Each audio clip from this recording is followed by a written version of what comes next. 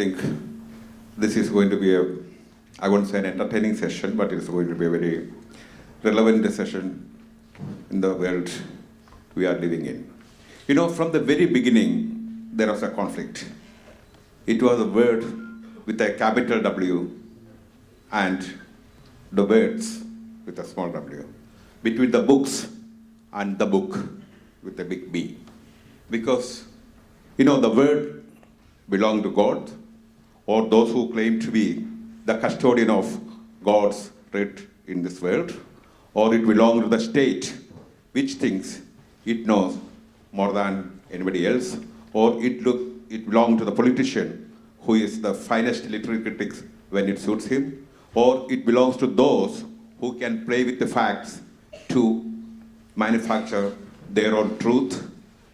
And, you know, nobody is innocent here. The politician, the mullah, the mahant, the commissar, the commissioners, everybody is involved in this. Ideologies, left, right, center. Though we tend to be sometimes very selective in our dissent when it comes to defend freedom of expression. And the one big problem, it is that, you know, it looks like we are living in a world where, you know, our faith is so fragile that it can be collapsed under the weight of a book. Or our national confidence is so thin that it can be collapsed under the weight of a movie or the weight of imagination. So the problem is that it seems our gods are scared of laughter, question, anything, sexuality, nudity. So everything is sacred. Everything is sacred. And imagination is profane. So this is the challenge. When I'm speaking, somebody is writing to be silenced. And somewhere in the shadows, the censor is waiting as the custodian of the last truth. Because those who are scared of imagination are so certain of things, but the writer, it is not. So here, there are certain stock words which come into play when we talk about freedom of expression. You know, sentiment, community sentiment, national sentiment, religious sentiment, so many sentiments are at play. So, and then there is the tyranny of the offended, because there is a huge community that's waiting to be easily offended. So, the tyranny of the offended, that is one overwhelming challenge to imagination. So how will you write, how will you make a movie, or how will you imagine, and how will you live as a writer? Because a writer has no certainties. So how such a writer function in a world where, because everybody is complicit, and they can deploy very archaic laws, and there are so many laws they can deploy, and there is blasphemy laws, or sedition or anything. So it's the same story. It stretches from Socrates to Galileo to Solzhenitsyn to Salman Rushdie to Perumal Murugan to Harish. The same story we are living. So it's the same script. So how to be a writer in this world where everything is so sacred? So how to be like that? So I want to begin this question from Mr. Murugan.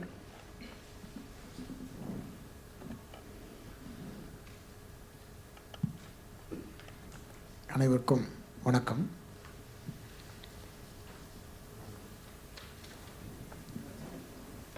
இந்த பிரச்சனையை நான் எப்படி தொடங்கி பேசுறது அப்படிங்கிறது எனக்கு கொஞ்சம் குழப்பமாக இருக்குது. இன்னொன்று நிறைய முறை பேசின விஷயங்களும் கூட. இன்றைக்கி ஃப்ரீடம் ஆஃப் எக்ஸ்பிரஷன் சம்மந்தமாக பேசும்போது நம்ம அதனுடைய பேக்ரவுண்ட் யார் இருக்கா, என்ன நோக்கத்துக்காக பண்ணுறாங்க அப்படிங்கிற விஷயம் அது ரொம்ப பழசாயிடுச்சுன்னு எனக்கு தோணுது. அதை பற்றி நிறைய நம்ம பேசிட்டோம். அது எல்லாத்துக்கும் தெரிஞ்ச விஷயமாகவும் கூட இருக்குது. ரொம்ப சுருக்கமாக சொன்னோம்னா ஜாதி மதம் உள்ளிட்ட ரொம்ப அதோட அதிகாரமும் சேர்ந்து இயங்கக்கூடிய ஒரு பழமைவாத மனோபாவம் அப்படிங்கிறது தான். அது வந்து எல்லாத்துக்கும் தெரிஞ்ச ஒரு விஷயமாகத்தான் இருக்குது. Good evening, everyone. Regarding freedom of expression, I have spoken many times before, and now I feel a bit confused what I'm talking about when it comes to freedom of expression. It has been spoken about a lot, and there are elements of religion, caste, and other elements to it. அதனால் இப்போ வந்து இந்த மாதிரி வரக்கூடியதை நாம் இப்போ ரைட்டர்ஸோ மற்ற துறைகளில் இருக்கக்கூடியவர்களோ அவங்க என்ன விதத்தில் பாதிக்கப்படுறாங்க, என்ன விளைவுகளை சந்திக்கிறாங்க, எப்படி ஃபேஸ் பண்ணுறாங்க, அதனுடைய விளைவுகள் என்ன, இதை பற்றி நாம் யோசிக்கிறது தான் இப்போ வந்து சரியாக இருக்கும்னு எனக்கு தோணுது. Now when we talk about freedom of expression, we should now think how it's affecting people of different streams and different areas. And that should be the discussion about, rather than what freedom of expression is about. இப்போ நிறைய இந்த face பண்ணுறதுலேயே நிறைய அதை எதிர்கொள்கிறதுல கூட நிறைய வித்தியாசங்கள் இருக்குது.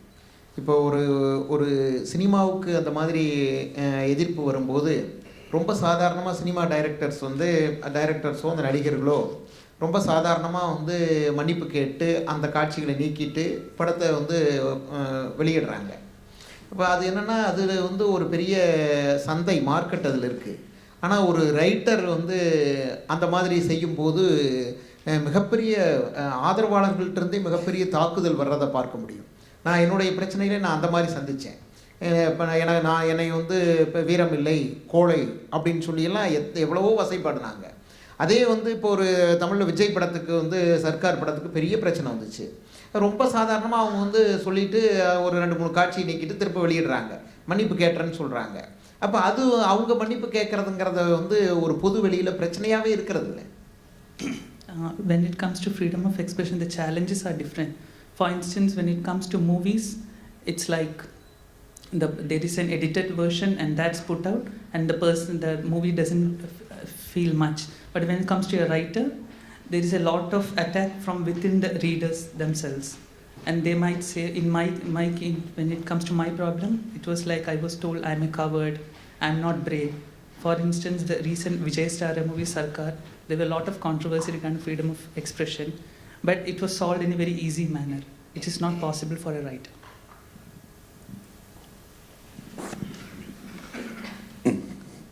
I would like to ask Harish, you come from a society where you think that, in Kerala you cannot talk about sexuality or women. There is some kind of a radicalization of morality in the place you are coming from.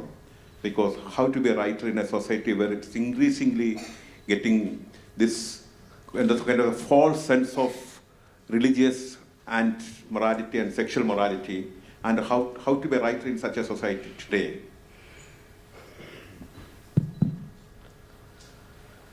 ശരിയാണത്. വളരെ ബുദ്ധിമുട്ടുള്ള കാര്യമാണ് കേരളത്തിലെ ഇന്നത്തെ എഴുത്ത്.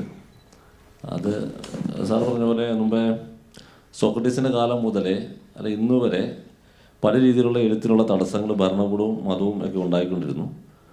അത് കേരളത്തിൻ്റെ തന്നെ രീതിയിലെടുത്താൽ കേരളത്തിൽ ഒട്ടും തന്നെ എല്ലാവരും നമ്മുടെ ജനാധിപത്യ ബോധം ഇടതുപക്ഷ സമൂഹം എന്നൊക്കെ പറയുമെങ്കിൽ പോലും നമുക്കറിയാം കമ്മ്യൂണിസ്റ്റ് പാർട്ടി പല സമയത്തും എഴുത്തുകാരുടെ അടുത്ത നിലപാടുകൾ അറിയാം. അരുന്ധതി റോയുടെ ഗോഡ് ഓഫ് സ്മോൾ തിങ്സ് വന്ന സമയത്ത്, തസ്ലിമ നസ്രീൻ്റെ സമയത്ത്, ഇതെല്ലാം കമ്മ്യൂണിസ്റ്റ് പാർട്ടി എടുത്ത നിലപാടുകൾ നമുക്കറിയാം. അതായത് സക്കറിയ എന്ന് പറഞ്ഞാൽ കേരളത്തിലെ ഏറ്റവും വലിയ എഴുത്തുകാരൻ്റെ തലശ്ശേരി ചെന്നപ്പോൾ തല്ലുകൊള്ളേണ്ടൊരവസ്ഥ ഉണ്ടായിട്ടുണ്ട് കേരളത്തിൽ. പക്ഷേ ഇപ്പോൾ അതിൽ നിന്ന് വളരെ വ്യത്യസ്തമായ വേറൊരു സാഹചര്യമാണ് കേരളത്തിൽ ഉണ്ടായിരിക്കുന്നതെന്ന് എനിക്ക് തോന്നുന്നു.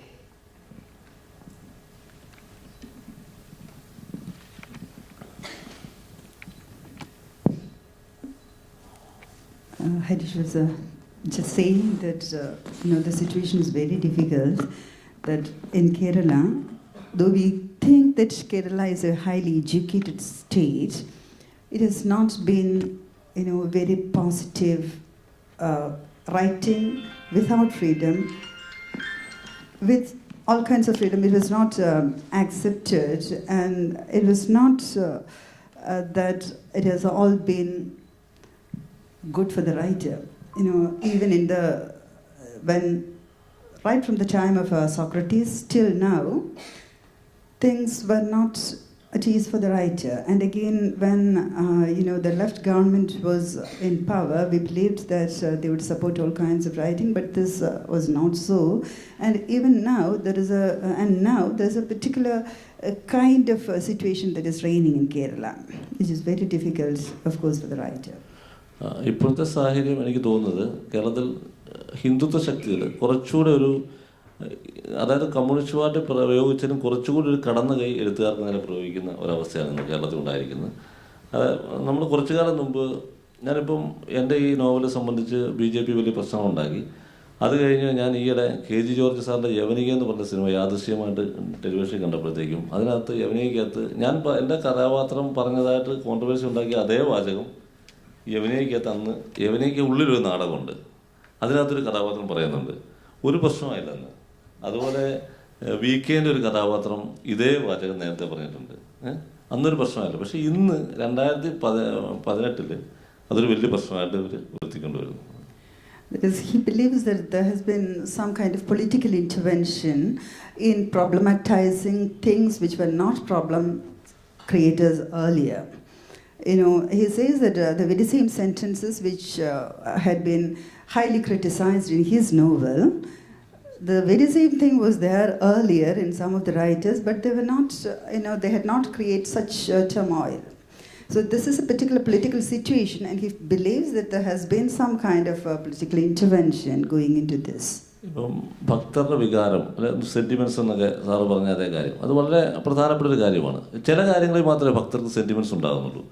ഇപ്പം വിശ്വാസം സംബന്ധിച്ച ചില കാര്യങ്ങൾ അവർ പറയുന്നു. ഞാൻ ശബരിമല ചെറുപ്പത്തിൽ പോയിട്ടുള്ള ആളാണ്, ഈ അടുത്ത കാലത്തും പോയിട്ടുള്ള ആളാണ്. അപ്പോൾ ശബരിമല ശ്രീകോവിലിൻ്റെ ഫ്രണ്ടിൽ സൈഡിൽ എഴുതി വെച്ചിട്ടുണ്ട്, ശ്രീകോവിൽ സ്വർണ്ണം പൂശി വിജയമല്യ, സ്പോൺസേഡ് വഴി വിജയമല്യ എന്ന് ശബരിമലയുടെ സൈഡിൽ എഴുതി, ആ ശ്രീകോവിലിൻ്റെ സൈഡിൽ എഴുതി വെച്ചിട്ടുണ്ട്. ഒരു വികാരവും ഇവർക്ക് ഉണ്ടാകുന്നില്ല. പക്ഷേ വേറെ ചില കാര്യങ്ങൾ വികാരം ഭക്തർക്ക് ഉണ്ടാകുന്നത് എന്തുകൊണ്ടാണെന്ന് എനിക്ക് മനസ്സിലാകുന്നില്ല. He says that he has I think the chair has mentioned about sentiments earlier. It's quite curious that only certain things are given this card of sentiments and presented so. He says that he has just been to Shabarimala temple. I think Shabarimala is now a very familiar name to everybody in India. And he says that it was written very near the Sri Kovil that this was donated by Vijay Mallya. There was nothing, it did not incite any kind of feelings in anybody. But when something, certain particular sentences are said in particular context, that tend to evoke or incite trouble or turmoil, but not everywhere. അതുപോലെ നമ്മൾ സെക്സിനെ കുറിച്ച് എഴുതുമ്പോഴും മലയാളത്തിൽ അതൊരു പ്രശ്നമുണ്ടെന്ന് എനിക്ക് തോന്നുന്നു. അതായത് ഏറ്റവും സെക്സ് സ്റ്റാർവേഷൻ അനുഭവിക്കുന്ന ഒരു വിഭാഗമാണ് മലയാളികളെന്നാണ് എനിക്ക് തോന്നുന്നത്. അതുകൊണ്ട് തന്നെ നമ്മൾ മലയാള ഭാഷ, ഇപ്പോൾ ഉദാഹരണമായിട്ട് ഫീസ്റ്റ് ഓഫ് കോട്ട് എന്ന് പറഞ്ഞാൽ യോസയുടെ നോവൽ മലയാളത്തിലാക്കിയിട്ടുണ്ട്. ഫീസ്റ്റ് ഓഫ് കോട്ട് മലയാളത്തിലാക്കിയിട്ടുണ്ട്, ആടിൻ്റെ ബിരുദം എന്നുള്ള പേരിൽ.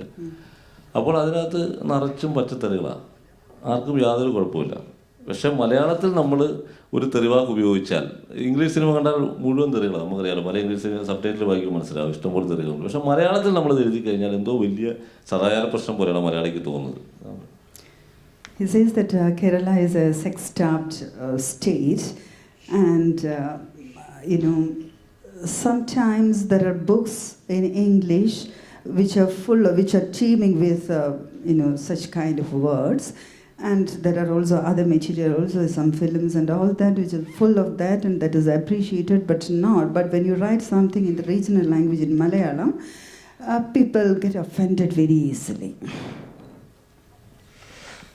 I want to ask you, Chaitanya, because you have been a historian of the social historian and a feminist and deal with writing, in work in popular culture too. You think that power in popular culture and elsewhere in India is still very masculine? Are women still the second sex? Yes, undoubtedly yes. As Rajesh sir said, not only Kerala, entire India is sexually starved. And when coming to the freedom of expression thing, women are not supposed to express sexually, or even trans persons, everything. It is masculine, patriarchic and I don't get words to describe it. And if you see the Me Too movement, which happened in Tollywood particularly, I work in Tollywood I worked for a few movies only, but I can tell I'm a lyricist also.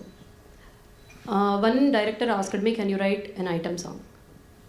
I was initially I got angry, but I told, when a man can write and describe a woman's parts, why can't I? Choli ke piche kya hai? Who wrote that song? So and then he asked me, so you can write, if you can write, then write it. But I denied to write it. But we don't hire lawyers for a criminal case, murder case like that.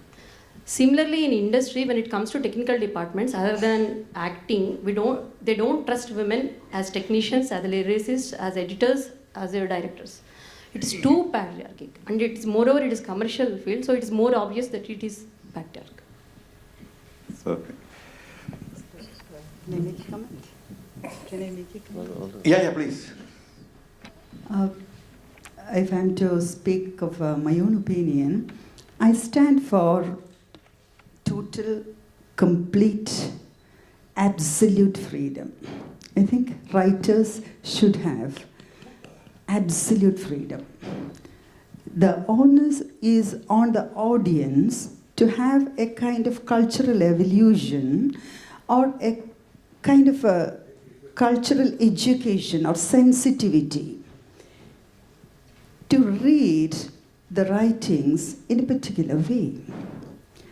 See, it is quite surprising that the audience is very, very willing to take offense so easily. Why should they do that? And again, why should they kind of confuse the world of imagination with the world of reality? When we speak of history, we very easily say that history is his story. But then why do we find reality in stories? Also, why should writing be, criticized in a biographical manner?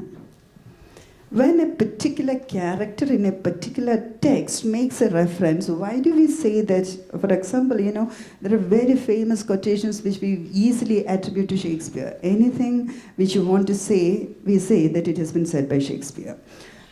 In say, frailty, thy name is woman. That's a very famous statement. Of course, Shakespeare makes it, but it's not Shakespeare who makes it. We have to believe that in a particular text, in a particular context, a particular character makes that statement. It's not Shakespeare's opinion.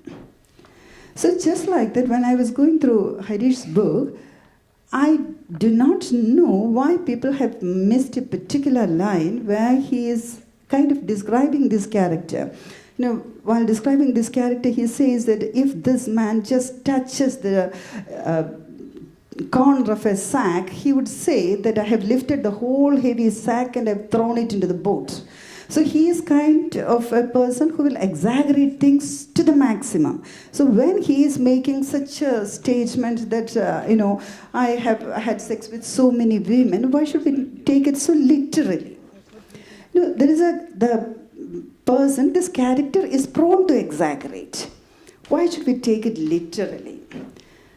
Of course, the writers should have the freedom to write what they want to write, because if you kind of think that freedom is to be freedom, it should not come with any kind of riders. It cannot be freedom at all. And if you're going to say that you can have this much freedom and not that much freedom, where are you going to draw the line of control? So these are things I think we need to think about. Yeah, well said. And you think that, I want to ask you something very specific to Kerala, because Harish was saying that Kerala is the sexual repression, the sexual frustration is manifesting in some kind of an industrialized morality. And the problem is that the female body, for example, is a huge issue in Kerala today, because it is about the faith and, I think it's true in a way, because as Chaitanya will always agree, the restraints are double or more for women. I think Kerala is the only state where a government order has to be brought into being to allow school teachers to wear chudidars in school. That's quite surprising. And again, one of the girls in Kerala, Priya Warrior, she is an actor also, just an 18-year-old girl, just because she winked in a song, she was taken to court. And the Supreme Court had to, make a judgment on that. And luckily, the judge said, do you have nothing else, nothing worthwhile to do? So he dismissed the case and made this question. So it is always like this, the restrictions are more for women. They're severely criticized. The woman in Kerala doesn't feel secure at all. Even elderly women, it's very difficult. There are separate rules for women all the time. And even writers find it extremely difficult. If you take a list of women writers in Kerala, you will find that in their most productive time, they have not written at all. Take some of the great writers, great women writers of Malayalam, like Kamala Das or Ashita or Chandramati. Chandramati, in fact, definitely she quotes an instance where she says that, once when she was young, she was presenting a story in a college. And she was just reading this story. In that particular story, it's a bedroom scene, and the husband gets very angry when the child cries at the wrong time, and he just throws the child out of the, doors. So somebody in the audience just stands up and says that, I'm sure that Chetan would not do that. Your husband will not do that. I know him very well. So why do we take it like that? The story is not about her own husband.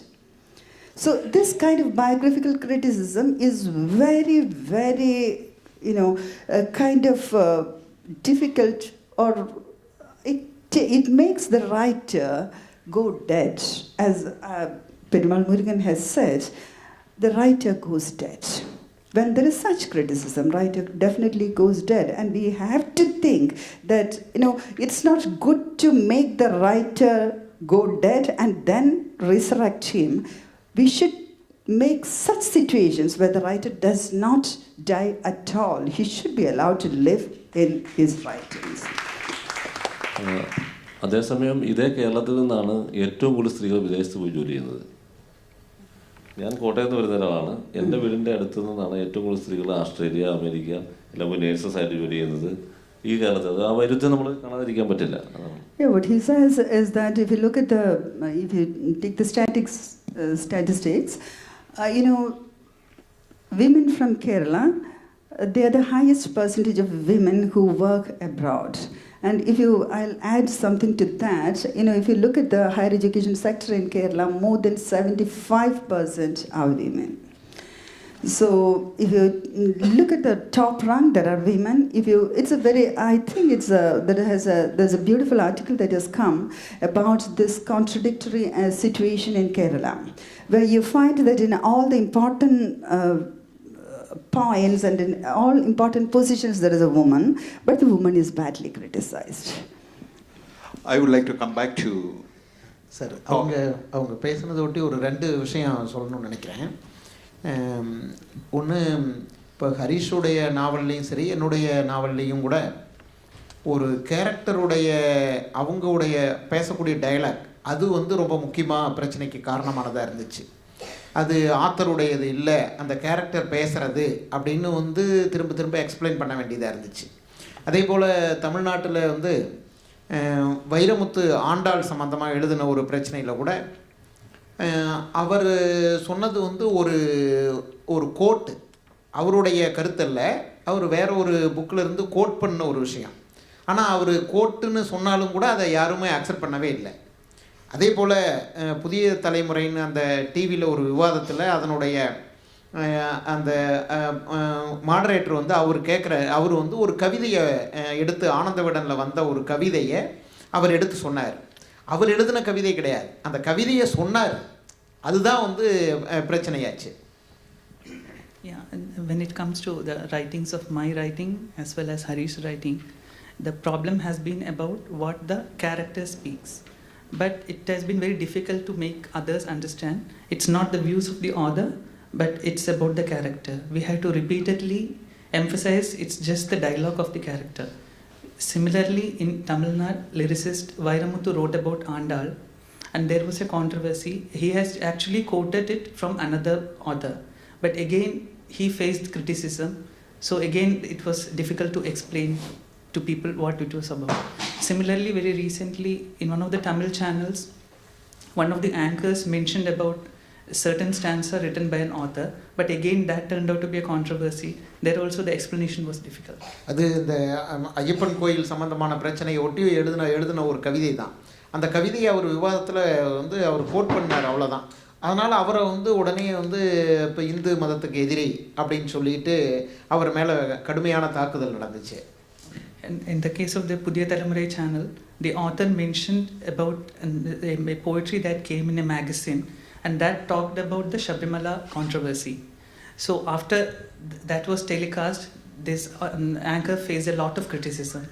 இந்த மாதிரி இப்போ பிரச்சனை வரும்போதெல்லாமே இப்போ நான் வந்து எனக்கு ஆதரவாக வந்து பேசின எல்லாருமே அது பெருமாள் முருகனுடைய கருத்து அல்ல, அது ஒரு கேரக்டருடைய கருத்து அப்படின்னு சொன்னாங்க. ஹரிசு உடையதுலேயும் அதே தான் வந்துச்சு. நான் என்ன சொல்கிறேன், பெருமாள் முருகனுடைய கருத்து அதுவாக இருந்தாலும் கூட அது எழுதுறதுக்கான ரைட்ஸ் வேணும்னு தான் நான் நினைக்கிறேன். இன்னொன்று ஒரு ரைட்டர் வந்து தன்னுடைய கருத்தை கூட கேரக்டர் மூலமாக வச்சு சொல்கிறதுக்கான வாய்ப்புகளும் இருக்குது. அதனால் நாம் வந்து இந்த பிரச்சனையிலேருந்து இதை ஃபேஸ் பண்ணுறதுக்காக இது இவருடைய கருத்து இல்லை அப்படின்னு சொல்ல வேண்டிய அவசியம் கூட கிடையாதுன்னு நான் நினைக்கிறேன். In my the problems faced by me and Harish, it was like the dialogues, it was mentioned by the character. So that was a problem, and we had to clarify that it was just by the character, not by us. But what I am saying is, even if it's my views, why should I be stopped from expressing it? I should have the freedom, and me and Harish, people like us, should have the freedom to express it. Okay. அதே போல் இன்னொன்று, இந்த literary readers இருக்காங்க பாருங்கள், ரீடர்ஸை பொறுத்த வரைக்கும் அவங்களுக்கு வந்து எது கேரக்டருடைய டைலாக்கு, எது ரைட்டருடையது அப்படிங்கிறத பற்றியான தெளிவெல்லாம் உண்டு. ரீடர்ஸ் எப்போதுமே வந்து ரைட்டருக்கு ஒரு ப்ராப்ளமே கிடையாது. உண்மையை சொல்ல போனோம்னா இன்னும் வந்து ஒரு க்ரியேட்டிவிட்டியை அதிகம் பண்ணுறதுக்கான ஒரு ரியாக்ஷன் தான் ரீடர்ஸ்கிட்ட இருந்து வருது. இப்போ எனக்கு வந்து இப்போ நான் ஒன் பார்ட் உமனுக்கு எனக்கு ரீடர்ஸ்கிட்ட இருந்து வந்த நிறைய எதிர்வினைகள் தான் இப்போ நான் அதுக்கு அடுத்து அதனுடைய 2 பாகம் எழுதுறதுக்கு காரணமாச்சு. ரொம்ப கடுமையான எதிர்வினைகள்லாம் கூட வந்துச்சு. என்கிட்ட ரொம்ப கடுமையாக கேள்விகள் கேட்பாங்க. நீங்கள் எப்படி அந்த காளியை கொல்லலாம், பொண்ணாக தானே சாகணும் அப்படின்னு கேட்டவங்க நிறைய பேர் உண்டு. ரொம்ப வேகமாக அவங்க விட்டால் அவங்க பொண்ணாவை அவங்களே கொண்டுருவாங்க போல இருக்கும், அவ்வளவு சண்டைகள்லாம் என்கிட்ட போட்டவங்க உண்டு. அப்படி அவங்க திரும்ப திரும்ப கேள்வி கேட்கும்போது எனக்கு அதிலிருந்து இன்னும் 2 நாவல் எழுதுறதுக்கான ஒரு தூண்டுதல் எனக்கு வந்துச்சு. அதனால் ரீடர்ஸுடைய எதிர்வினை எப்போதுமே அப்படி தான் இருக்கும். அதனால் ரைட்டருக்கு பிரச்சனை ஏற்படுத்தக்கூடியதாக இருந்தது அப்படின்னு சொன்னால் அவர்களுக்கு இலக்கிய வாசிப்பை தவிர்த்து வேறு காரணங்கள் இருக்குதுங்கிறது ரொம்ப தெளிவு.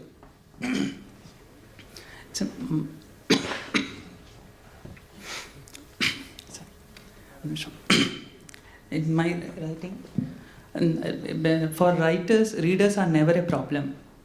So if whenever I write in my writing, one part woman, there was a lot of criticism, and people asked why one character was killed, why the other was alive, and the readers' reactions helps in increasing the creativity of writers. So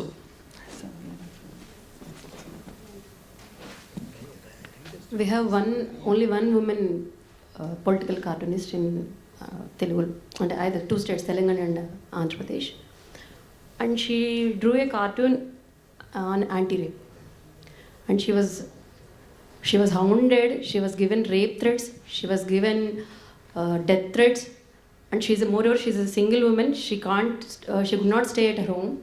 She has been wandering from here and there, and police did not take any action. As a journalist union, we went and gave a petition to the CM, but no use. I want to come back to you, sir. We heard about the death of the author before, in a literary criticism, that was a celebration of the text. But you have done the supreme sacrifice the metaphorical suicide of the writer. Kind of after a short trial, you did yourself a short suicide, metaphorically. And later you said that, even some of your books titles, like Lonely Harvest, and even your titles are some kind of an allegory, I think. And so you said that is a covered poem. So every writer today becomes so self-conscious that writing is a covered profession, because you cannot be true to yourself. So you find yourself as still a covered, or you are a free man? இல்லை அது ஒரு நான் முதலே சொன்ன மாதிரி நான் எடுத்த decision அதை பற்றி எனக்கு இப்போ வரைக்கும் நான் ஒன்றும் தப்பாக நினைக்கல. அந்த சந்தர்ப்பத்தில் எனக்கு அந்த மாதிரி தான் தோணுச்சு. அதனால் நான் அது இவ்வளோ பெரிய ப்ராப்ளம் ஆகும்னு கூட எனக்கு தெரியாது. அது எனக்கு அப்போ தோணுன அந்த மொமெண்ட்டில் தோணுன ஒரு விஷயத்தை நான் எழுதி போட்டேன். அதுக்கப்புறம் அது பெரிய அளவுக்கு இவ்வளவு இப்போ இந்தியா தழுவிய பிரச்சனையெல்லாம் மாறும் அப்படிங்கிறது எனக்கு தெரியாது அப்போ. ஆனால் அந்த டெசிஷனை ஒட்டி எனக்கு வந்த விமர்சனங்களில் ஒரு பகுதி என்ன அப்படின்னு சொன்னால், இது கோழைத்தனமான முடிவு அப்படின்னு சொல்லிட்டு வந்துச்சு. அப்படி வந்த விமர்சனத்துக்கு பதில் சொல்லுவது போல தான் அந்த கோழையின் பாடல்கள் அப்படிங்கிறத நான் எழுதினேன். என்னுடைய இது என்ன, அப்படியே கோழையாக இருந்தால் கூட கோழைகளும் வாழ்கிறதுக்கான உலகம்தான் இதுன்னு நான் நினைக்கிறேன். அந்த பொருள் எழுதுனது தான் அது. The decision not to write, and announcing the suicide of a writer, when I look back, I don't think it was a wrong decision. It was a decision taken at that moment. I faced a lot of criticism, and people told that I am a coward. Why are you not brave? So in response to that, I wrote my collection of poems, Songs of Coward.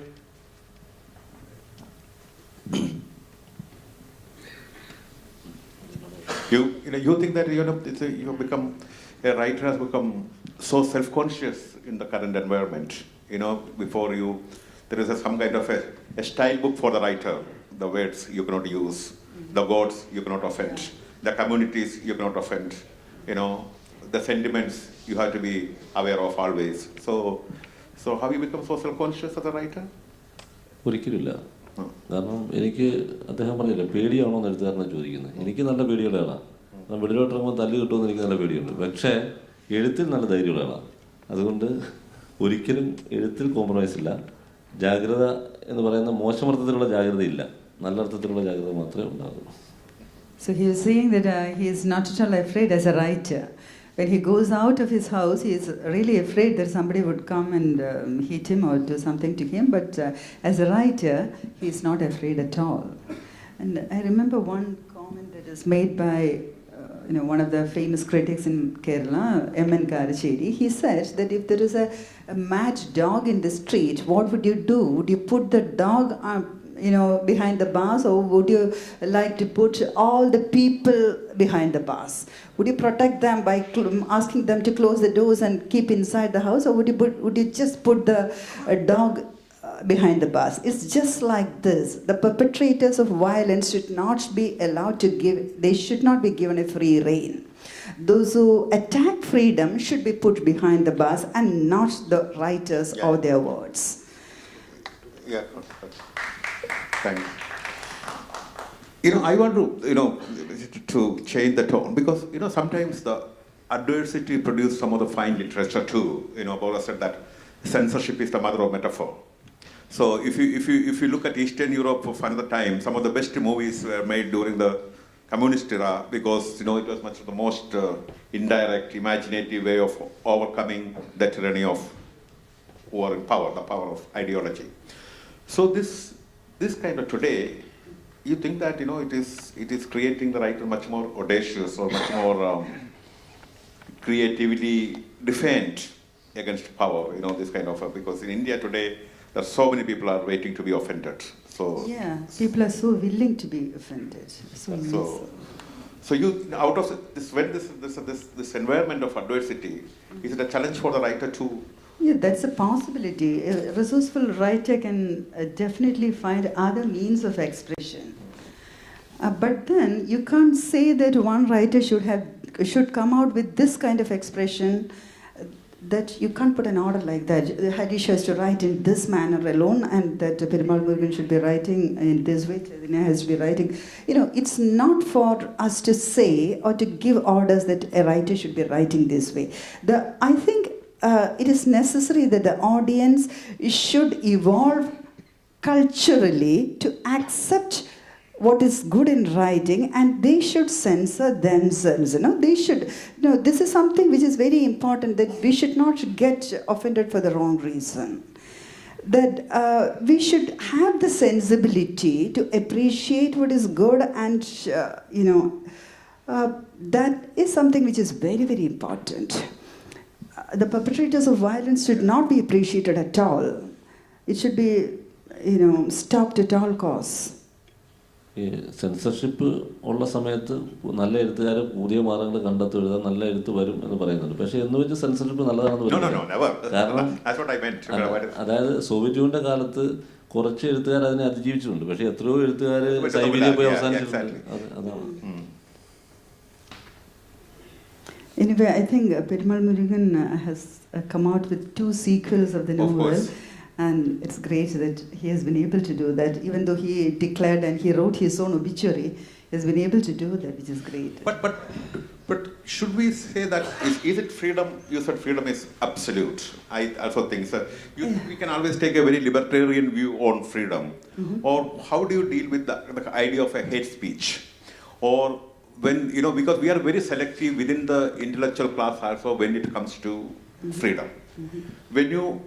When you say about come to Islam, or when you say the Islamic or such, you use the word Islamophobe. So you don't use, there's a counter word for such a word for when it comes to Hinduism. Mm-hmm. I'm just saying that, because when it comes to certain, we are very, very selective. We are very condescending. We are very protective about certain communities, and we are not very protective. And within and certain ideologies left. Mm-hmm. When Taslim and Nasreen was, because it happened during the communist government in West Bengal, and it was very muted, some of the thing. And when Rushdie happened, 89, and we banned Rushdie before even Ayatollah Khomeini heard of such a book, and it was banned, and somebody said, this Sayyid Shahabuddin said that, I didn't read the book, I don't know how to read something so shitty, why should I read it? I know what it is. And then Rajiv Gandhi banned the book. So, and then the response from our writing community, the liberals, were very, very muted, because it is Islam. Because certain religion sentiment we should protect. And are we bit selective in this, or are we,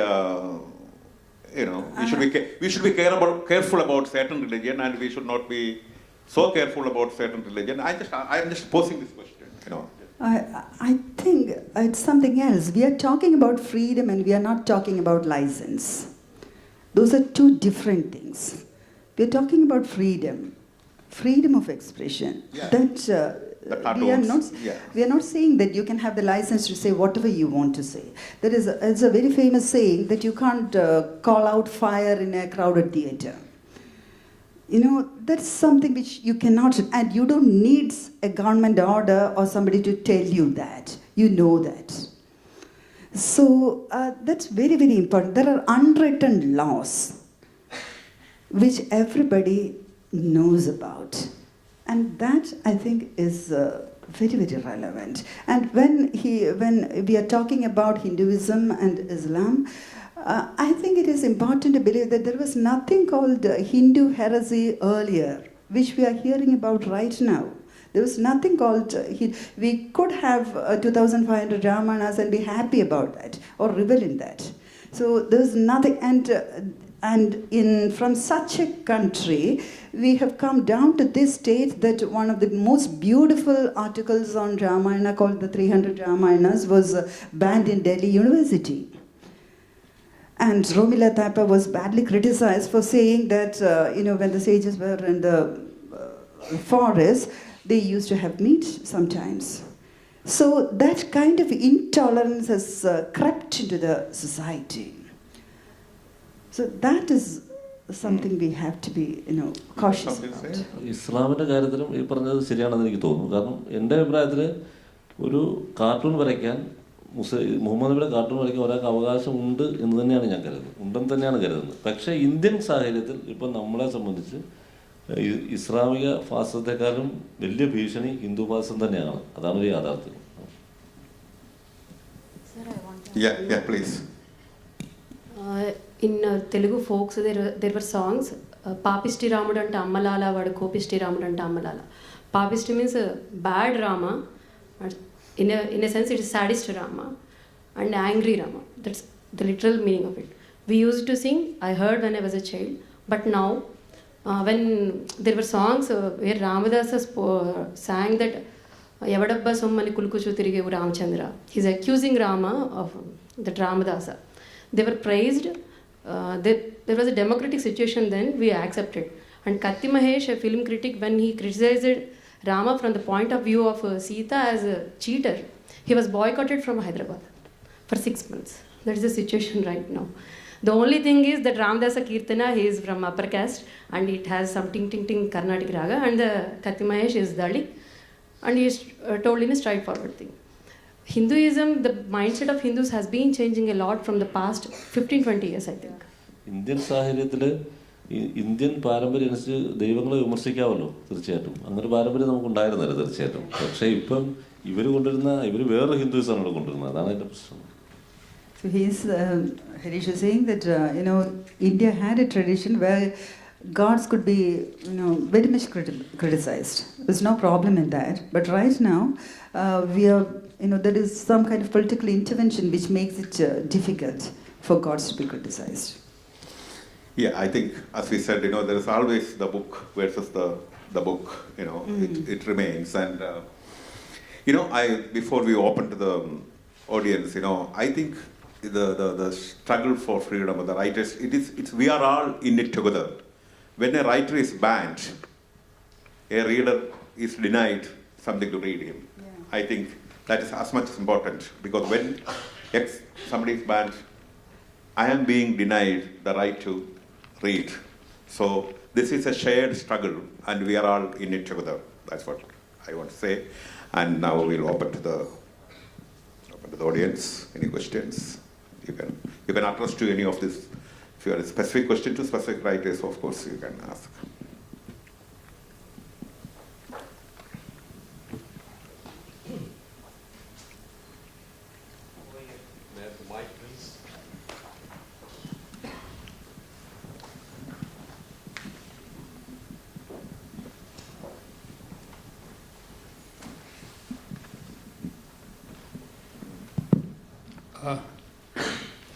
Do you think that the current discussion on the freedom of expression debate seems to overlook a very important factor called the internet and the altered nature of public sphere in India?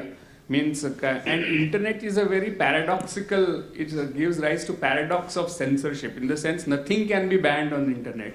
At the same time, it becomes one of the tools for flaming, expressing hatred, abusing, trolls, which leads to further social mobilization, as in, say, for example, Padmavat, as we have seen.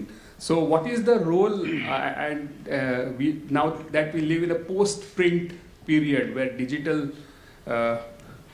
platform is slowly displacing print in some way, or it is co-opting print into it. So what do you think that the rise of intolerance and this new media is concerned? So I would like to hear from people who have undergone this kind of censorship or violent reactions to look at the whole question of new media and censorship. എനിക്ക് തോന്നുന്നു new media ഒരു ഇരുതലമൂർച്ചയുള്ളൊരു വാളാണെന്ന് തോന്നുന്നു. അത് അദ്ദേഹം പറഞ്ഞതിനോടാണ് യോജിക്കുന്നത്. എനിക്കതിന് ഉത്തരം പറയാൻ ശരിക്കും അറിഞ്ഞുകൂടാ. കാരണം ഇരുതലമൂർച്ചയുള്ള വാളാണ്. ഒരേ സമയം നമുക്ക് ന്യൂ മീഡിയ എൻ്റെ കഥ ലോകത്തിലാരും പ്രസിദ്ധീകരിച്ചില്ലെങ്കിൽ എനിക്ക് ഓൺലൈനിൽ പ്രസിദ്ധീകരിക്കാം. അങ്ങനെ സ്വാതന്ത്ര്യം എനിക്ക് ന്യൂ മീഡിയ തരുന്നുണ്ട്. അതേസമയം തന്നെ ഏറ്റവും കൂടുതൽ അറ്റാക്ക് സ്വാതന്ത്ര്യത്തിന് ഉണ്ടാകുന്നത് ന്യൂ മീഡിയയിൽ കൂടിയാണ്. ഇത് എങ്ങനെ മറികടക്കേണ്ട ഒരു പ്രശ്നമാണെന്ന് എനിക്ക് അറിഞ്ഞുകൂടാ. അത് യാഥാർത്ഥ്യമാണ്. സാറ് പറഞ്ഞ ചോദ്യം വളരെ കറക്റ്റാണെന്ന് എനിക്ക് തോന്നുന്നു. Saying that the new media is a double-edged sword, that if nobody is willing to publish his works, it gives him the right to publish his own work. That's a privilege. But then it also makes him accept all kinds of criticism, and he could be, cover heaped with all kinds of criticism. That also happens. It's not criticism, he says it's attack. So that can also happen. He says this is a true situation in India, but I think it's... Yeah, I think it's some kind of a democratization, and it is a empowerment. At the same time, it empowers with the anonymous, invisible troll, and it can be a great platform for conversation, and it can be a sewage system. Lots of rubbish can go on there. That's what I think. എനിക്ക് തോന്നുന്നു ജനാധിപത്യ ബോധത്തിന് വളർച്ചയെ കൂടെ പരിഹരിക്കേണ്ട ഒരു പ്രശ്നമാണെന്ന് തോന്നുന്നു. അതായത് ഇപ്പം ഈ ഒരു 2 വർഷം മുമ്പ് ഫ്രാൻസിൽ 7th ഫംഗ്ഷൻ ഓഫ് ലാംഗ്വേജ് എന്ന് പറഞ്ഞൊരു ബുക്ക് ഇറങ്ങി. 7th function of language. അതിനകത്ത് ദരിദ്രയുടെ മരണത്തെക്കുറിച്ചാണ് പറയുന്നത്. ദരിദ്രയുടെ മരണം ഒരു കൊലപാതകമാണെന്ന് പറയുന്നു. അതിനകത്ത് ഫൂക്കോ പ്രതിയാണ്, മിത്തറാങ് പ്രതിയാണ്, ഇവർ ഗൂഢാലോചന നടത്തിയാണ് ദരിദ്രയെ കൊന്നതെന്ന് പറയുന്നു. ഇത് വായിച്ചിട്ട് ഫ്രഞ്ച് പ്രസിഡന്റായിരുന്ന മിത്തറാങ് തോന്നിയില്ല ഇത് യഥാർത്ഥ ഞാനാണ് എന്ന് മിത്തറാങ് തോന്നിയില്ല. അദ്ദേഹത്തിന് തിരിച്ചറിയാൻ പറ്റി ഫിക്ഷനിലെ ഞാനല്ല, ജീവിതത്തിൽ ഞാൻ തിരിച്ചറിയാൻ തക്ക ജനാധിപത്യ ബോധം മിത്തറാങ്ങിനും ഫ്രഞ്ച് ജനതയ്ക്കും ഉണ്ടായിരുന്നു. അതിലോട്ട് നമ്മൾ ഉയരുന്നില്ല എന്നാണ് എനിക്ക് തോന്നുന്നത്. ജനാധിപത്യ ബോധത്തിൽ കൂടെ വരേണ്ട ഒരു പ്രശ്നമാണെന്ന് തോന്നുന്നു. We had mentioned about the cultural evolution of the audience as something which was necessary. He is quoting the case of a particular book that was brought out in France. In France, yes. In France, about the death of killing of... It's called the 7th function of language. Derrida. And there were particular characters who were mentioned as who perpetrated this crime. But then those characters could easily make out that they were not meant as real characters, and there was not much hatred that was thrown on the book, and it could survive because those people in France had that kind of a cultural enlightenment, which made them believe that fiction is fiction and reality is reality. And that kind of sensibility has to be developed in India if this kind of censorship on writing has to cease. Yeah, as long as it's a book, not a cartoon, not Charlie Hebdo. No. I have a question to Harish. As you know, the Communist Party of India made a strong foothold in Kerala through arts, theatre, and all these things. And now we know that all of them are moving away from all these things. So when you are getting attacked from the Sangh Parivar or into these groups, are you expecting any kind of support from the existing ruling party or the Communist Party of India Marxist in Kerala? അത് 2 തരത്തിലുള്ള സമീപനം ആ സമയത്ത് അവരുണ്ടായിരുന്നു. ഒന്ന്, ഔദ്യോഗികമായിട്ട് അവർ കുറച്ച് പേർ എന്നെ സപ്പോർട്ട് ചെയ്തവരുണ്ടായിരുന്നു. അതിന് കാരണം എന്താണെന്ന് പറഞ്ഞാൽ ഇത് ചരിത്രത്തിൽ രേഖപ്പെടുത്തുന്ന ഒരു കാര്യമാണെന്ന് അവർക്കറിയാം. അതുകൊണ്ട് എന്നെ സപ്പോർട്ട് ചെയ്തില്ലെങ്കിൽ ഭാവിയിൽ കുറ്റപ്പെടുത്തും എന്നുള്ളത് കൊണ്ട് അവർ സപ്പോർട്ട് ചെയ്തു. പിന്നെ വേറൊരു വിഭാഗം, 1 മാസം മുമ്പ് ഞാൻ ഒരു ഇൻ്റർവ്യൂ കൊടുത്തായിരുന്നു പച്ചക്കുതിര മാസികയെ. അത് ഞാൻ ഫിഡൽ കാസ്ട്രോ ഒരു ഏകാധിപതിയാണെന്ന് ഞാൻ പറഞ്ഞായിരുന്നു. അതോടുകൂടി അവർ പറഞ്ഞു അവനത് പറഞ്ഞല്ലേ അവനത് അനുഭവിക്കണം എന്ന് പറഞ്ഞു. അതുകൊണ്ട് ഫിഡൽ കാസ്ട്രോ ഒരു ഏകാധിപതിയാണെന്ന് ഞാൻ പറഞ്ഞത്. അപ്പോൾ പറഞ്ഞു അത് പറഞ്ഞവനല്ലേ അവനത് അനുഭവിക്കണം എന്ന് പറഞ്ഞു കുറച്ച് ഇടതുപക്ഷക്കാർ. Don't talk about Cuba. So, any more questions? Okay, then the last question. Oh. He said that all of you understood. So what he was saying that the question was whether he got any support from the ruling left government. He was saying that there are 2 kinds of approaches that he had, responses that he had. Some people who were in power, in fact, supported him because they knew that they'll be criticized if he is not supported. But then he gave an interview. He gave an interview 1 month back? 1 month ago, and he said that Fidel Castro is a monarch, and then those people, the very same people, said that he ought to undergo all these things and he has to suffer that because he had made that statement. Yeah, last question. And, okay. Can everybody hear me? Yeah. Isn't religion a personal thing? I mean, like somebody's mother or sister is a personal thing and should not be criticized or disrespected by anybody, even a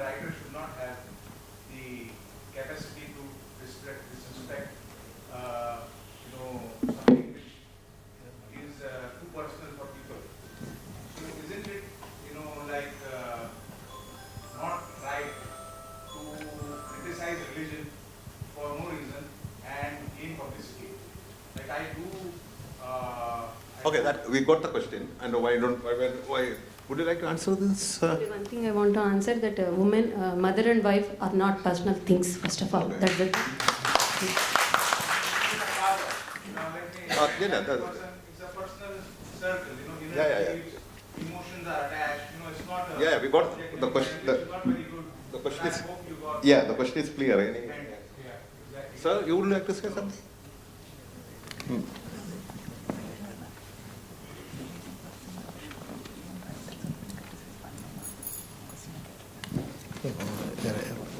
எழுதுறதுக்கு வந்து personal வந்து இல்லை வெளியில் இருக்கக்கூடியது அப்படிங்கிறதெல்லாம் கிடையாது. இன்னும் சொல்லப்போனால் ஒரு எழுத்தாளன் வந்து ஒரு பர்சனலான விஷயம்னு எது மனிதன்கிட்ட இருக்குதோ அதை நோக்கி போகிறது தான் முக்கியமானதுன்னு நான் நினைக்கிறேன். அதுவும் ஒரு சைக்கலாஜிக்கல் அப்ரோச் வந்து ரைட்டருக்கு ரொம்ப முக்கியமானது. அதனால் எழுத்தை பொறுத்த வரைக்கும் எந்த ஒரு விஷயமுமே பர்சனல் அப்படின்னு ஒதுக்கியெல்லாம் இதை எழுதக்கூடாது அப்படின்னு விட முடியாது. When it comes to writing, there is nothing called personal and not personal. There should be a psychological approach to writing, and when it comes to writing, when a writer should not be keeping things aside, saying this is personal and something is not personal. Yeah, I think we should this discussion to an end. I think we are late already, because the takeaway is that the freedom cannot be relative. Freedom has to be absolute. If it has to be censored, that the censor should not be somebody outside, somebody within the writer himself, the conscience or his idea of what is acceptable, right or wrong. So with that, we bring this conclusion to an end, and thank you all the panelists. It was great fun.